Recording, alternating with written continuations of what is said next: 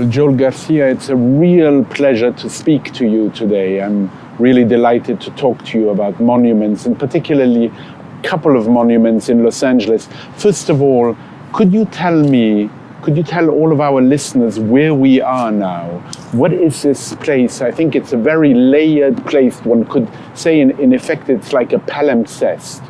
There's a buried history here and a visible history. So maybe you can take us from the buried history to the visible history. Yes, also a pleasure to sit here with you and chat today. This is Olvera, Placita Olvera, the birthplace of this idea of a city called Los Angeles. An idea, yeah. And so this is an area where,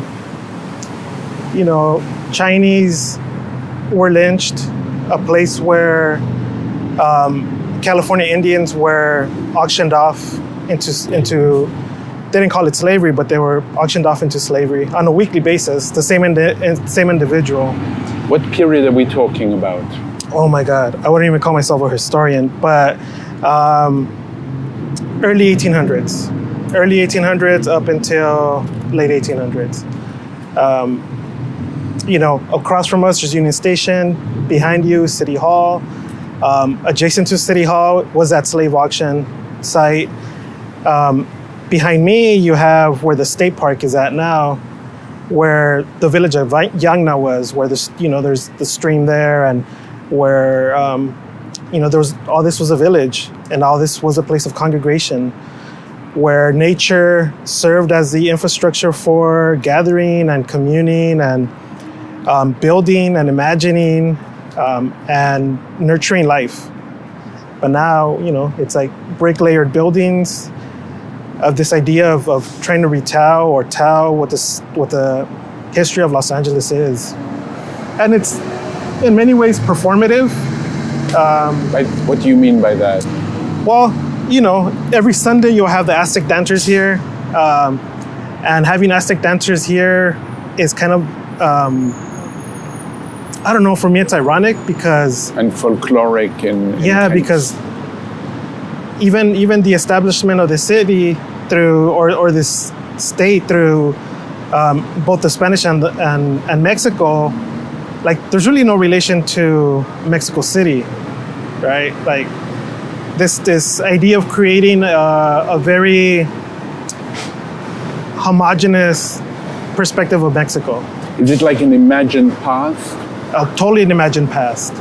Like there was, Aztec dancing here in Los Angeles only goes as far back as like 1976. Beyond that, there was no Aztec dancing here. So it's a total tourist concept. What do people want to see here? They think about Mexico because Mexico controlled California for a while. So the natural thing to do is to bring the most flamboyant thing that represents Mexico, right? Mariachi and Aztec dancers.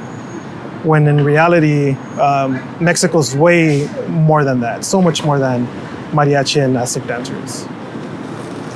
So this place, there's the Pio Pico house, which talks about, I would kind of connect that to more the gentrification of Los Angeles, the redistribution of land, the displacement of people, the displacement of some of the founding families of Los Angeles. And even within that, right, like back then, the new narrative that's being told is that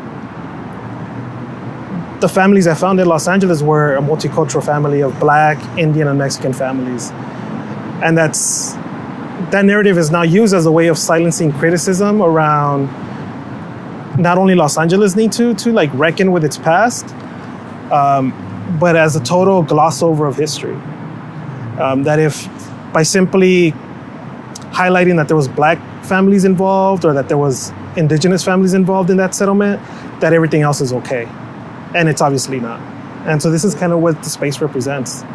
This entanglement of trauma, of also joy. It's when you talk to some of the families that come from those first encounters, there's also a lot of joy in it, because they were able to survive by by assimilating at times, by being taken in by,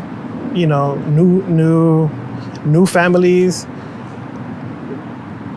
I could never understand that. That's not my history. But to hear them speak of it is just something for me that's pushed me to really broaden my perspective when it comes to this idea of reconciliation here in the States.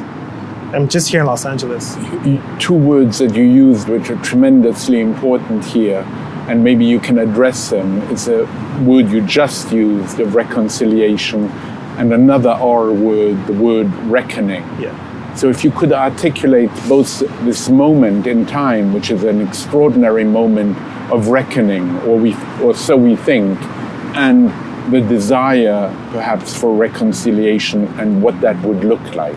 Sure. The idea of reckoning is just accepting that things have happened.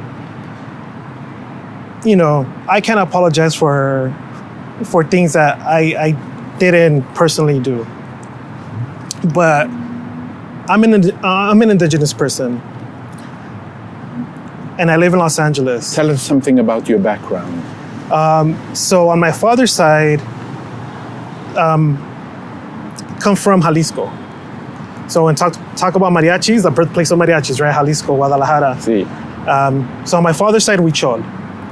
My father's grandfather, so my great-grandfather, fought during the Cristero Wars. And he fought not on the side of the state or not on the side of the church, but there was always local indigenous resistance to both parties.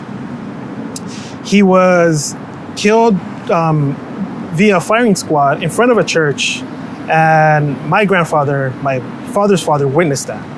And that's how they fled their town and arrived in Guadalajara. So that's my journey here. On my mother's side, and we talk about kind of reconciling with the past, right?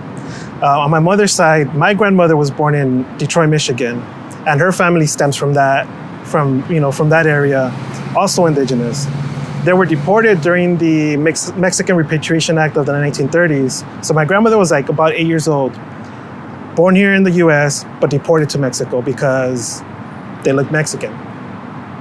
And so my mother's journey begins at the age of 8, back to the US. They arrive at Tijuana, and they lived there for maybe something like 10, 15 years, and eventually ended up back in the US, here in Los Angeles. I was born up the street at the French Hospital, which doesn't exist anymore. Why was it called that? The French Hospital? I'm not sure. It was in Chinatown. So as an indigenous person living in someone else's ancestral homeland, I always have to reconcile with the fact that my living here prevents a California Indian from reclaiming their homeland. That tension exists with me on a daily basis. And as an artist, as a cultural worker, as an activist, that's central to how I do my work. I have to do it in a way that centers that, acknowledges that, honors that displacement, not to romanticize it, but to... Not to romanticize it. No, precisely not, but to look at it judiciously and for clarity. Responsibility, and do my work in a way that is building capacity for younger California Indians, especially those of origin of this place, like Tongva and Chumash and Tataviam, so that hopefully when they get to, early 20s and they want to figure out what they're doing with their life, there's space for them to do that, and feel fully supported, and then move out of the way. I believe as an organizer, also as somebody who's an arts administrator and developing arts programming and at times in leadership positions, you also have to know when to just get out of the way. So I do my work with that I guess urgency to an extent, but also thinking about very much secession. What does secession look like? So it's not wielding power, not holding power, but taking care of this, stewarding this idea of power and leadership so that you can pass it on to the next generation. And, that comes from a lot of indigenous values of reciprocity, of gift giving in a way. Gift giving, yeah. And you accept the gift, but you also accept the responsibility of that gift. So that's core to how I do my work. So reconciliation, I feel like you took the term as something that happens within yourself. Yeah. So once you know like how you landed here, how you arrived here, good and bad, then I think the city needs to do some of that. There's a lot of good and bad with the city of LA, but the more we forget about the bad, the more we create, these crazy scenarios that we're experiencing in this moment. So another word you just used, which is so important, is the notion of forgetting. And its opposite, perhaps, of remembering. And I'm always taken by the origin of the word remembering, which literally means to put the members back together. Yeah. And in a sense, your work is a work of trying to put things back together. So talk to me a little bit about where we are here and what happened here at this very place. This statue the statue that sat here was installed about 100 years ago. And like many of that time, it was a copy of a copy, not even something original. It was just like, let's mass produce these. And it was propaganda. This little fencing around us and like this patio and everything is more recent. And it's more recent because of the pushback with having this statue here. And so this city, instead of having conversations about like why people don't want this here, they dig in deeper and build more, right? So let's protect this thing. Let's add more value to it. Sounds like something that's happening now, putting walls around. Yeah, putting walls around it. But what is a statue? What was the statue? And so the Serra statue for Father Junipero Serra, some call the architect of the mission system here in California, even though, and this is just kind of weird how like my own journey connects back to this, right? The development of the mission system comes from Guadalajara, also from the Archbishop there, who designed this, tested it in Jalisco and Nayarit, and then said like, aha, I got like this project. And Junipero Serra was the implementer of that vision. So through the mission system and through Serra and other folks, you have mass incarceration, right? The idea of jails and repeatedly incarcerating folks in order to keep them or to create a labor force. So enslavement, right? Through imprisonment. Then you have also the idea of a planned city. So we plan the city this way, we can control the population that way. And so you get the first remnants of redlining, of planned communities. But you also have like single crop cultivation. And some of that I think back and wonder like, wow, when we're talking about climate justice and the climate crisis we're in at the moment, like this isn't new to California. California experiences with emissions. They cleared out areas and completely shifted the ecosystem. Southern California is one of the most diverse, biodiverse areas in the whole world. And to think that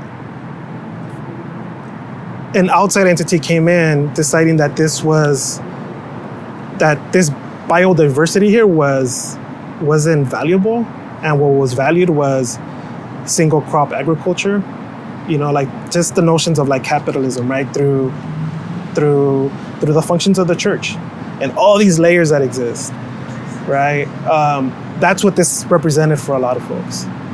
And then you get into, the more interpersonal stuff, right? The stuff that lives close to people, the trauma that gets passed on generation to generation. And it's like, a lot of the sexual violence that occurred, a lot of the kidnapping of children, to save them, to save their souls and place them in families outside of their community, right? This idea of adoption comes into play. And in many ways, like forceful forgetting. You're gonna forget who you are. You're gonna forget these teachings. You're gonna forget how you interact with nature. And you know, many times it was beat out of people. And forceful forgetting can also exist simply because you're not taught the story. Yeah. You know, and then in more recent times you get the rebranding that companies do, right? And the mission project for like third and fourth graders that happens here in California, it's a complete rebranding of the California mission system of we save the natives from their savagery. We save them from, you know, being like brutal to one another, and we put them in these missions, and they became civil. They became civilized, and now they're like a functioning part of what we call Los Angeles. These ideas of citizenship and civility. I always remember the words of a Tongva elder, Craig Torres. He's also a teacher. And so he talks about the first encounters between the Spaniards and his ancestors. And there's writings, right, where they refer to his ancestors as animals. Like, you know, like we arrived here and we saw these beings, but we didn't recognize them as people. We recognized them as animals.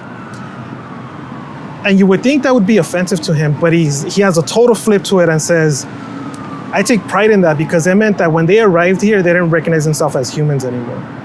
That they didn't recognize themselves as one in nature. That there were now these beings disconnected from everything else. And here we are living alongside the environment in full alignment with the seasons, in full alignment with the trees that they saw us as animals. So like, I take pride in that. I want to get back to that. I want to get back to when we're fully in sync with the weather, with the animals, and we all are just nurturing one another. We all have our turn. Today, we got to take care of the trees. Tomorrow, we take care of the animals. At some point, we get taken care of, right? When they drop and we harvest acorns and, you know, we harvest abalone. He's all, I want to get back to that point. So this idea that they saw them as animals, he's all like, I take pride in that. And just like, for me, when I first heard it, I was like, wow, like, yeah, totally, like flip the script on these things. So it's also too, how we recalibrate our lens to what we consider the humane thing to do when talking about reconciling with the past. You know, what is a humane thing to do at this moment when we're talking about police brutality? And where folks are asking to defund and abolish the police.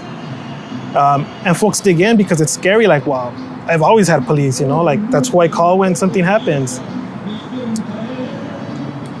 But do we really need that? You know, we have this fence here, I guess, for safety reasons. What would one be protecting here? Exactly. What is there here to protect? So I want to ask you, Joel, we'll talk about the monument, which when I'm looking at it is no longer there. So for me, it's a trip with my index finger, as I indicated, it's a trip in absence. But for you, it isn't a trip in absence at all. You know what was there. Yeah. So before we talk about the monument, let's talk for one more moment about Junipero Serra and who he was and why he was sanctified quite recently by the Pope. You know, that reframing or that just flipping the script that, you know, the Tongva elder Craig Torres did, in that in one instance, I wonder if that's what we need to do collectively as a population, right, as a city, is to reframe what humanity, what it means to be humane. When the call to defund the police, abolish, you know, the prison system, like, what does that look like? You know, why are we so, like, why do we dig in so much with this idea of safety and what makes us feel safe versus what makes us feel nurtured, what well-being is? I wonder, like, if folks in the suburbs have ever sat down and had a conversation about well-being, about wellness, community wellness. And public spaces. And public also. space, absolutely. And I wonder if that's where the conversation needs to go. What is humanity? Does it need to be redefined in this moment? And with Junipero Serra, I think when he was being, enshrined as a saint, he was presented as somebody that was like the most humane person that the church. Compared to what? Yeah, compared to what? There's these myths that he walked to Mexico City to ask for a native Bill of Rights, which is totally false. That he... Where does that myth come from?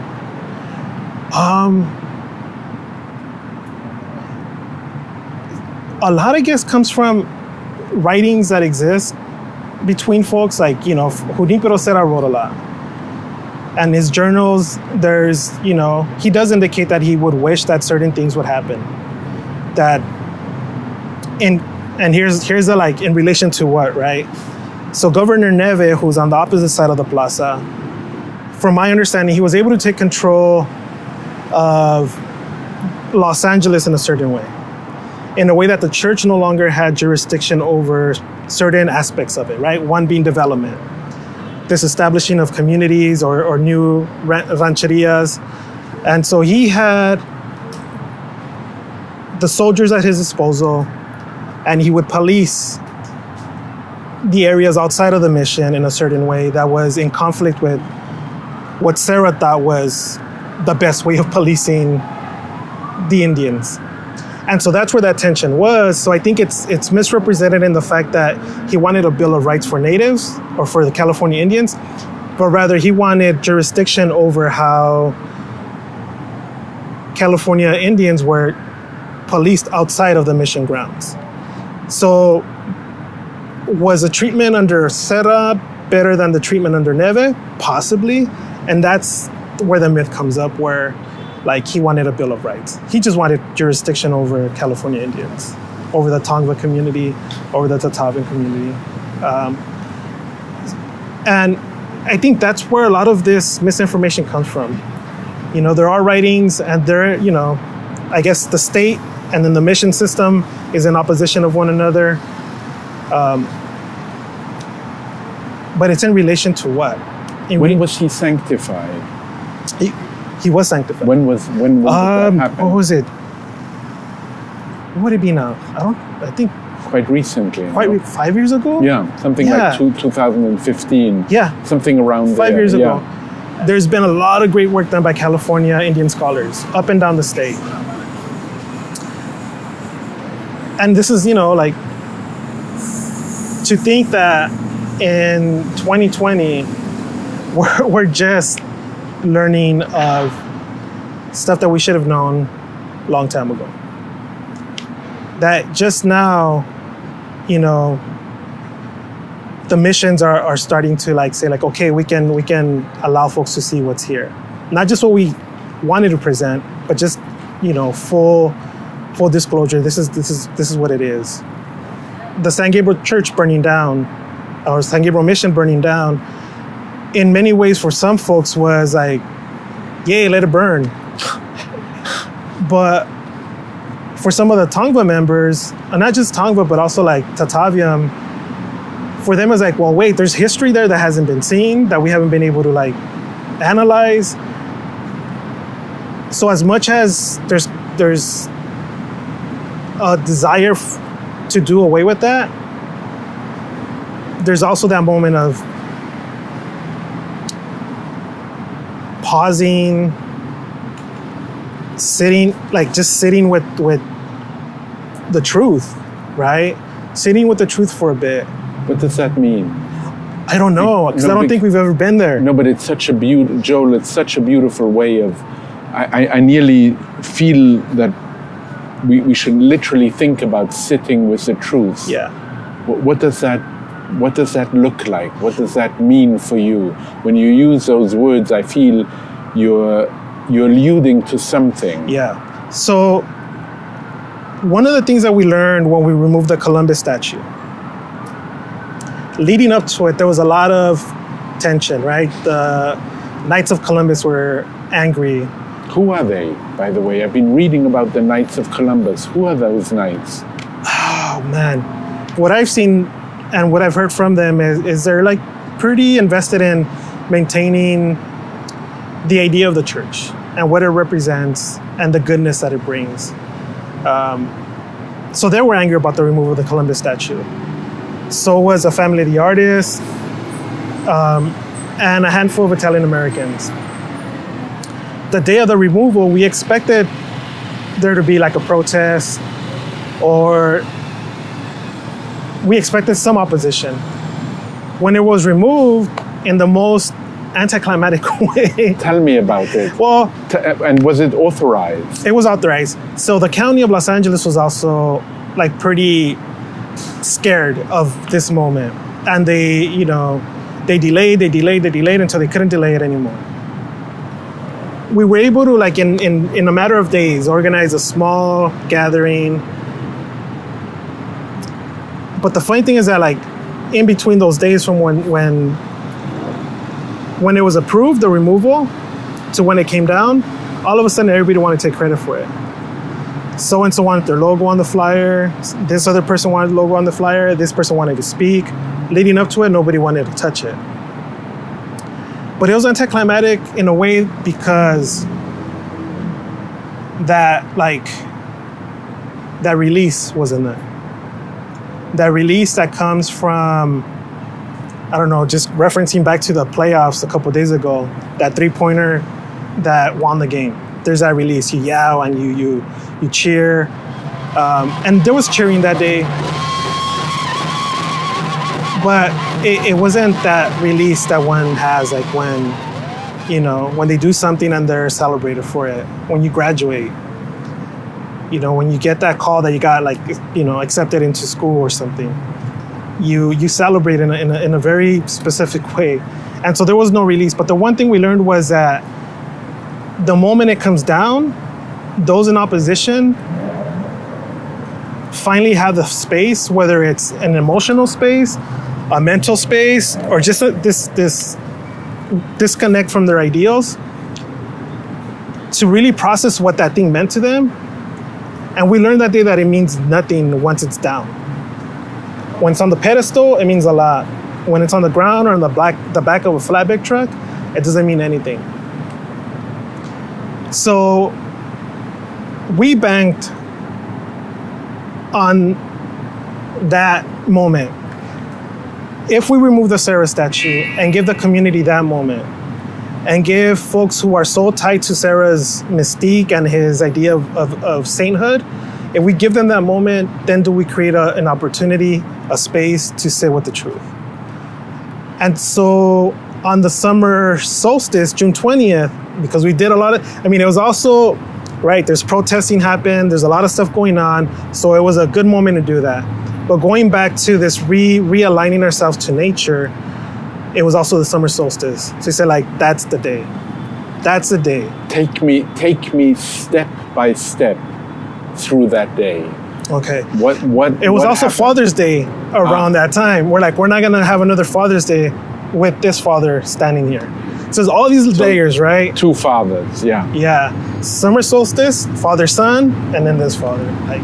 So Father's Day was very much present during the removal of the statue. This idea of Father's Day. And the idea of paternity. Yeah. And, the founding father of Los Angeles and all this stuff. And then the idea of summer solstice as, okay, let's get back to being in alignment with nature and devaluing bronze and concrete and all these things that the city, I guess, values over people.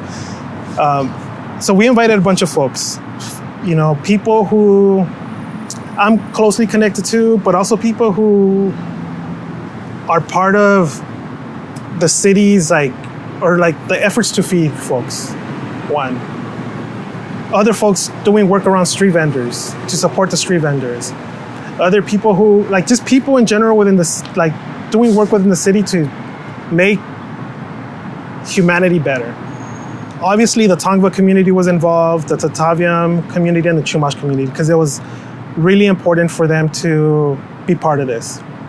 And one of the things that, at least, well, in many tribal communities, is that there's always going to be different perspectives. And it's so hard to get everybody to agree to one thing. And we luckily were able to get all these different families to sign off on this moment. When you say we, I imagine you. Mostly myself, Okay. But also like none of the work that I do it by myself. It's always collaborative. It's always in conversation with so many other people, whether through text, whether through DMs on Instagram, but there's conversations happening frequently. Being in conversation with elders has been super important as well, because you also know about the history of all the efforts that, were in process before to remove the statue, that just got stuck in the bureaucracy of the city. And then for once, we were able to get everybody on the same page. This is what's gonna happen. We're not gonna take this down and celebrate it as a culmination of anything, but we're gonna take this down to initiate something. This is gonna be the start of a conversation. And we didn't do it as a political act. We didn't do it as an opportunistic thing of like, this is happening now. But we did it simply to begin a healing process. And so we came together, close to 200 people. I didn't expect that many folks to come out. All here? Out here in the park. And, some folks got a message that said, we invite you to a ceremony, time and place. They didn't know what it was. They didn't know, but they trusted. That's the part that is great, that they trusted that you created that space of trust. Yeah. And, when they showed up and what's the ceremony? This is what we're doing. Okay, nothing big. And we gathered together, shared some words, spoke about what it means to come together at a time where there's protesting, there's calls for racial equity, and you also had COVID, taking place, and it's still taking place. Everybody, get a rope. Some folks, this is the first time that they came out of quarantine. They're like, this is such an important moment. I'm gonna risk going out into the world to be there. And we were here for maybe about an hour and a half. The removal was all but like 15 seconds.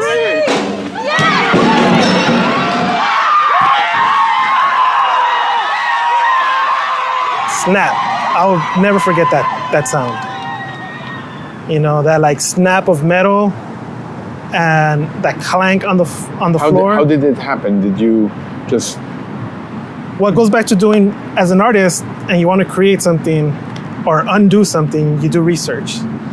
And you've written a manual on how to remove statues. Yeah, a small little zine. Yeah. Going back to the punk rock days, let's put a little zine together, get it out there. Let's liberate knowledge. I learned a lot by reading it.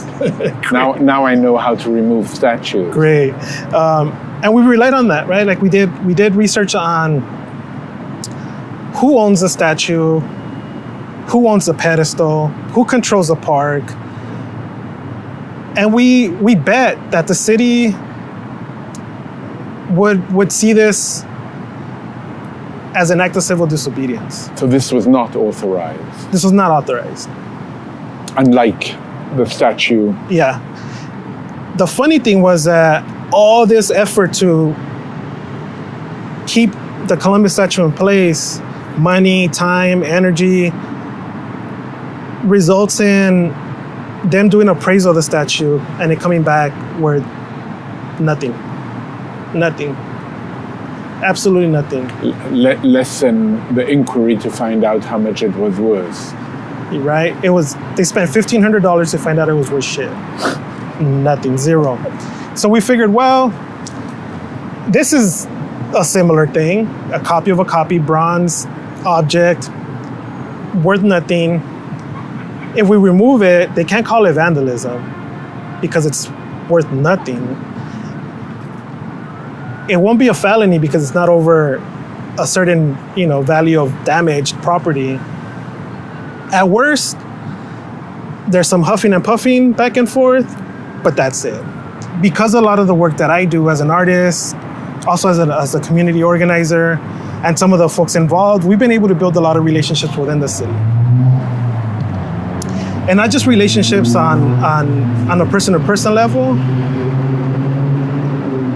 but trust in a sense that they know that if we're involved in something, it's going to go a certain way, and that people are going to be protected. And meaning that, not that they need to be protected from anything dangerous, but just that they're going to be nurtured, they're going to be cared for. So we also knew that if anything did happen, there was folks in the city that we could call and be like, we need your support, call the police off or something. So it's also about relationship building, even with folks that you might not agree with ideologically. And that's where we go back to reconciliation. Like, how do we all move forward together? So that was definitely part of how we designed that day. If we have a ceremony versus a political action, if we come together for healing instead of protesting, if we come together for, community building instead of pointing fingers, then can we shift the conversation? So when we gathered and in a way set our intention for the day, this is what we hope to accomplish. This is how we want to walk away from this moment, go home and feel okay. Statue comes down. And then we gather back again. And in between that, right, people celebrated. And there was that release. There was that crying. Unlike the Columbus, you had in effect learned something, an important lesson. Yeah, we had to create that moment for people to just let go. Let go of whatever pain and emotions they were carrying, whether connected to the statue or not. And people celebrated, right? Some folks built an altar on top of the pedestal. Some children sat on top of the statue and reclaimed it as their playground. And that was all great, but I think the most important part was the coming together afterwards. Black folks, Armenian folks, Filipino folks, Chicanos, Mexicans, white folks, everybody, a representation of the city, came together, talked about pain, carrying this pain. Some of the women that spoke about themselves as survivors of sexual assault, some for the very first time. Inspired and triggered by this moment. But also cradled by this moment. That they felt comfortable enough to talk about this in front of strangers. To share that experience as an invitation to come together. To share that experience as we can be better than all of this. We might not agree on things, but we can figure out how to really build this city with relationships rather than buildings. And I think that's what doesn't exist at the moment. We have a lot of notions of community, but everybody's isolated, right? You have Little Tokyo, you have Chinatown, Little Armenia, East LA, and everybody's isolated. Everybody's segregated intentionally, right? Joel, why was it important to bring this statue down in the first place? I mean, why? You're working so much now on the whole notion of monuments, and it's an incredibly heightened moment in the US, but not only in the US, around the world. Confederate monuments, the monument of Sarah. Why was it important, this monument that had been here for basically 90 years, as far as I know? Imagine all the energy in those 90 years that it took to keep this statue there. And then imagine all these people around here walk with that energy. And it festers. It festers, and then it becomes anger, and it becomes resentment, and it becomes all these other things that don't allow us to grow. You remove it, then you have this big old void, a huge void. And so that ceremony and this process was simply, let's figure out how to refill this space now with good stuff. I think about all the energy that it went to keeping the statue up 90 years. Money, bureaucracy, politics, and just the idea of Los Angeles, right? And this romantical notion of like the founding of El Pueblo de Los Angeles. All the tourism that comes, all the capital attached to it. And for 90 years, it just creates anger, creates resentment, creates tension, and all that energy just festers, and it blocks us from really getting to know one another, from healing from all the stuff that's happened. So we thought if we remove it, we'll also have this big old void that can now be filled with a bunch of good stuff. What should fill it? I know you have thoughts about this. What should be in it? Now we have an empty pedestal wrapped around with very colorful ribbon, red, black, white, yellow. Add some color actually to this guarded square. What do you envision it should be? I know that one of the comments you made, which I loved, is maybe birds. Well, funny that you mentioned the colors, because it reminded me of this, right? So in many traditions, the white to the south represents our ancestors, the folks that came before us. And then we have the black to the west, right? Where the sun sets. And that has another meaning, you know? It represents, for some of us here, it's like the women, because it refers to the ocean, right? Life-giving. And then we have red to the north, which can represent also like the sacrifice that comes into it. And then we have yellow to the east, where the sun rises. All these new beginnings. So there's a new beginning, right? But in order not to replicate what the same errors that we've done in the past of saying like, well, this is what it should fill in. I think rather it's an invitation for us to come together and figure out collectively what we put in there. What do we value? We value at this moment capitalism. We value these ideas of safety. Our values are totally skewed. And when I say like we sit with our truth, it is that it's like, let's figure out what we really value. Statue fell. I figured they would come pick it up right away with the police, and that's where the huffing and puffing would happen. But instead, it sat there for 3 days. On the ground. On the ground. Nobody came and picked it up.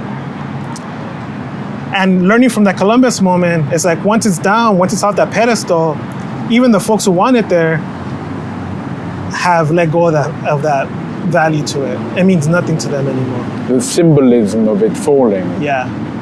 That release. Even for them, it was a release. They're able to see this in a whole new different way. And we hoped for that. We didn't think that would happen, but we also learned, we thought they would pick it up right away. But seeing that they didn't gave us a new opportunity to learn. Okay, maybe there's growth happens faster than we thought it would.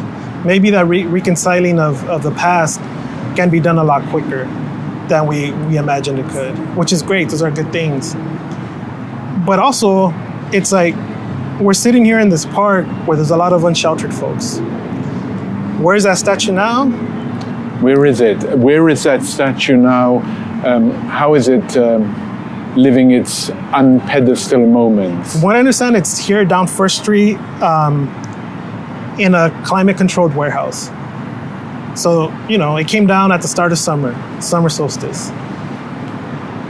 People protesting, people being evicted, losing their homes because of COVID, because they can't work. And the statue sits nice and cool while folks are out here enduring the heat of the summer.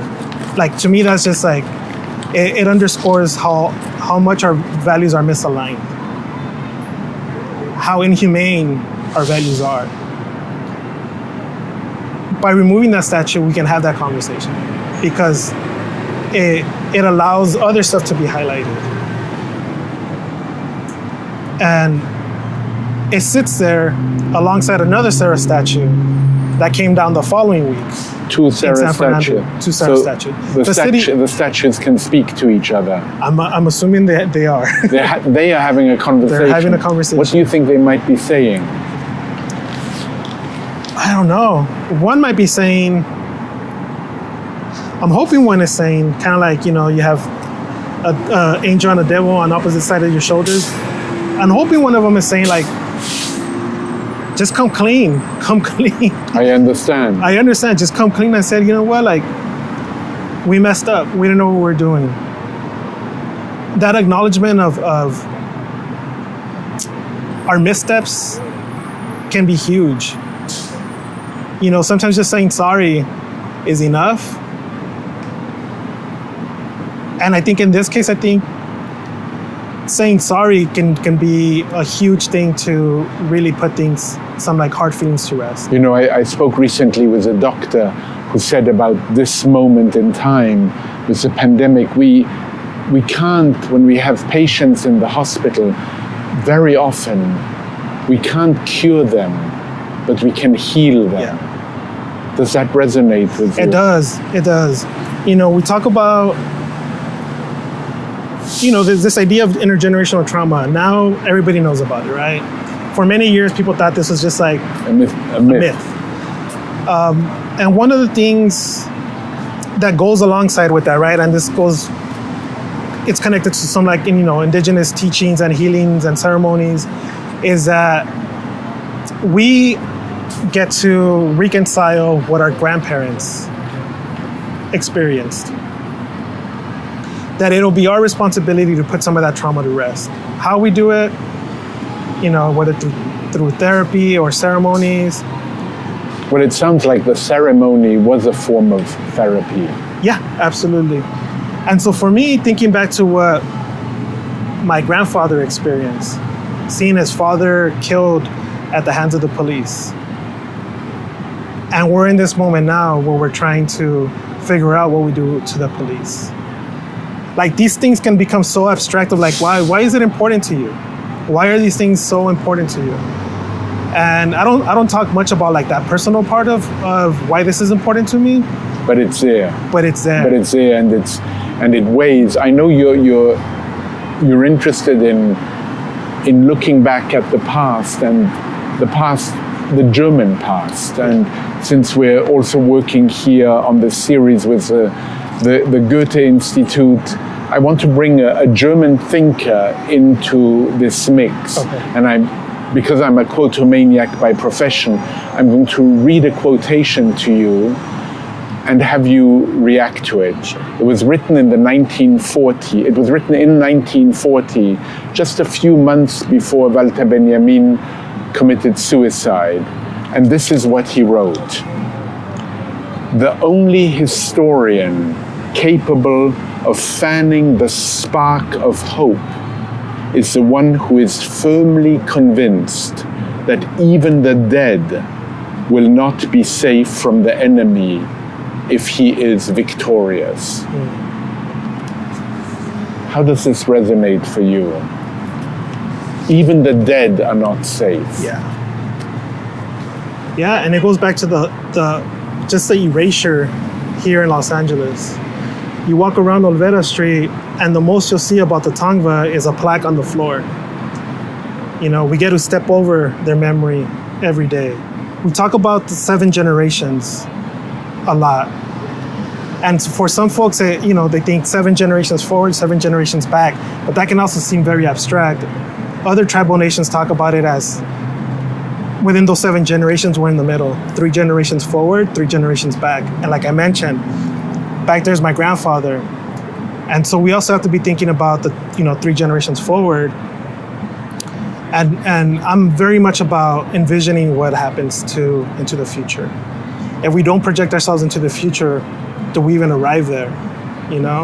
So this idea of removing this statue for the sake of being able to reimagine or envision a new way to exist in this, even in this park, I think that's where I really want to do a majority part of my work. that imagining is a beautiful thing because there's no rules to it, right? We're not beholden by the constructs of this colonial project of the U.S. We're not beholden to these ideas of patriarchy or even gender or what it means to be like a citizen of a country. And in that envisioning, I think, is where we'll find our path forward versus trying to kind of live within this box that we're in at the moment. So going back to what's happening now, having a future without the police is easy for me. Having a future without the constructs of gender and patriarchy, they're easy. Like, they're easy to imagine. I think the hard part is just coming to terms that we can make that happen and letting go of these false narratives that are held up by statues and monuments at the end of the day. Literally held up. The moment this thing came down, values changed for people. Even for the security guards who ran over here and were like freaking out what's going on. And then it's the same security guards now who are happy to open up space for us. Like, that shift, wow. That change. Like, they thought they were protecting something. Now they know that they're the caretakers of a space of, we're going to imagine something different now. And a dialogue might start. Yeah. A conversation might be initiated by that removal. Yeah. And when I walked over with the security guard and, he was asking if the ribbons were going to come down, he was saying, like, I hope they don't come down. It's like, I've been looking at this boring thing forever and finally some color. And now, through what you said, I even know what those colors could mean. Yeah. So thinking about that quote, right, that even the dead are held hostage by the past. Right. One of the beautiful things that has come from these removals is the coming together of people to talk about how we envision the future. And, in partnership with the Goethe Institute and Monument Lab, and even now, like, even having the county be co-conspirators in this, right? Having them on board and being able to say, like, okay, we need to do this. In October, there's going to be a series of programs, through the Goethe. We're thinking future ancestral monuments. Which is wonderful. Right? This idea of trees and the ecology that trees bring to us, from the little squirrels to the acorns to the birds and everything that like help us sustain ourselves when we think about sustainability and humanity and the climate crisis at the moment. And then, bringing elders together to talk about the multiple layers of these public spaces. How have these public spaces been used either for bringing people together or for keeping people away from one another too, right? This park gets policed in a certain way, so it keeps people away. These ideas of the founding of Los Angeles keeps people away. And then strategy, like how can others take this information, feel agency to remove these monuments and use it use all the research that you have done in the archives to actually make history active. Yeah. By taking this one down, there exists a threat now in the city. And because, a bunch of them came down all across California too. That threat exists, that these two other statues that remain up can be taken down by the will of the community. And that's easy. It's easy to take it down, right? But with what we did with the county, making them part of the process, I think with the city as well, having them be part of the process and let them have their own release, let them have their own moment of reckoning, I think is important. So those will come down soon. Are you working on that now? We're working on that now. Yeah. And it's through an organization. Community at this point, I was reading that Christopher Hawthorne leads a civil memory working group. Mm-hmm. What do you think might be the difference between that and what you have called for in the past a decolonial task force?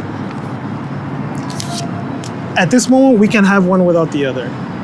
And my work is finding ways that they both work together and that there's that bridge. that there's that bridge between the institution and the community. And that's happening now, you know. I'm in touch with Rostin, I've spoken to Chris, I know some of the folks on that task force, and the removal advanced their work like a year, you know. They were planning on doing some things a year out, and it moved up the schedule. So they're working, and it's that, like, we just have to find the ways of linking efforts, bringing in community. I firmly believe that when there's a community process alongside these institutional process, we get the best of everything. It makes space for that non-institutional expertise to come forward and bring these new ideas. Because that's where the imagination is really, like, the imaginative work, that innovative work is happening alongside community. Folks who who don't have these resources to think, how do we honor our ancestors? How do we honor these individuals in our community who do good, and we don't have the money to forge a statue and put it there? So bringing these two frames of mind together is something that's important.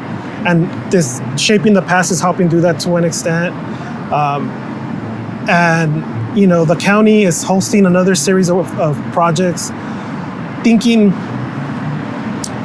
you know, using, like, one Tongva elder, Cindy Alvitre, is using VR to talk about their creation story, how they came to this place called Los Angeles. You know, using technology to, for that moment, create a whole new different type of monument. We didn't touch upon this before, but the statue now is in an air-conditioned nightmare. When it comes out, what should be done with it? Are you someone who believes that maybe it should be put in a cultural center or museum and have school children and others learn about it in a more judicious way, or would that be a mistake? I visited the Citadel in just outside of Berlin last year, and when we walked in, there's all these statues, and everybody's like, "Oh my God," because they're beautiful, right? Beautiful marble statues, and there was this reverence to them, good or bad.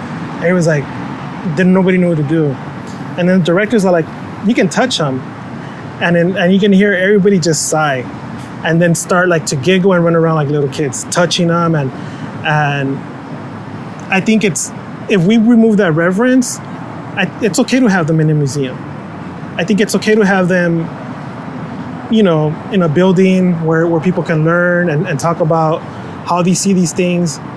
It's that reverence that creates some danger. The Columbus statue sits somewhere in a yard somewhere right now, also in storage. And it's been deassessed. It's no longer part of the county collection.